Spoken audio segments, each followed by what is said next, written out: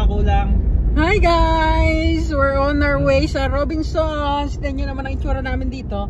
Marami sardines. Siksikan kami dito. Yung ibang kasama namin, mga nakamotor sila. Kasi family day today. It's Sunday family day and nataon pang Father's Day. Si Mama ang father namin for how many years. Kaya ititreat namin siya ng Father's Day treat for today's video. Let's go, samahan nyo kami. So guys, nakarating na kami ng Robinsons. Maraming tao ngayon kasi nga Father's Day and Sunday, Family Day. Si Madam naka-floral. So pagdating nga namin sa Robinsons, dumiretso na agad kami sa Mang Inasal. And eto na nga ako, umu-order na ako habang sila Mama humahanap ng upuan. And nung naka-order na nga ako, buti na lang may nakita na silang upuan kasi ang dami namin, 11 kami lahat. So ang hirap namin makahanap ng upuan. And nataon nga na ang dami ring tao that time sa Mang Inasal kasi nga Sunday, Family Day, and nataon pang Father's Day. Kaya punuan talaga, as you can see guys, oh, ang dami. Bago ka makaupo, hihintayin mo muna talagang may matapos kumain. Kaya buti na lang talaga nireservan kami nung crew ng Mang Inasal ng upuan. Kaya nakaupo rin agad sila Mama. Hindi uminit ang ulo niya. Thanks God. And eto na nga, dumating na ang food.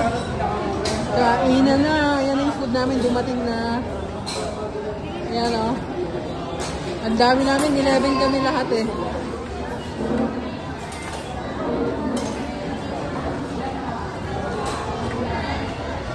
Kain tayo. Guys, tapos na kumain. Ito na ang aftermath ng aming pagkain. Tingnan nyo, nandito lahat sa akin ang tira. Kasi ite-take out yan eh. Alam nyo naman. Yan ang aftermath. Ito walang tira, kain lahat pati buto. Ando na?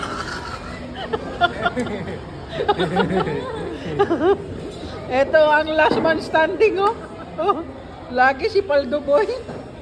Last man standing.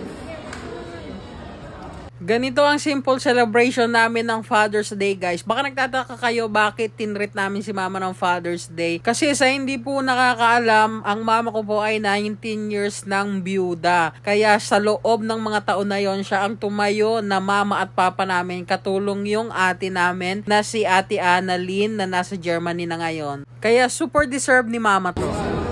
Uwian na, mga busog na ang person tapos na magsikain. And thank you sa mga kapatid ko for making this possible. Every time nagpaplano ako ng treat or event na para kay Mama, go lang sila ng go. And wala na rin silang choice kasi hindi ko naman sila titigilan, kakakulit. Kaya great job tayong lahat dyan. More to go pa ang ating mga gagawin na pagpapasaya para sa ating mother dear. Kaya mag-ready na kayo ng budget dyan. So guys, pumunta ako dito na nakasasakyan ako. Ngayon, uuwi ako ngayon na nakamotor. Kasi ito, pauwi na sila sa El Nido. Thank you sa pagdalaw nyo ha. Sa susunod ulit ha. Sa susunod na dalaw ulit. Ayan na.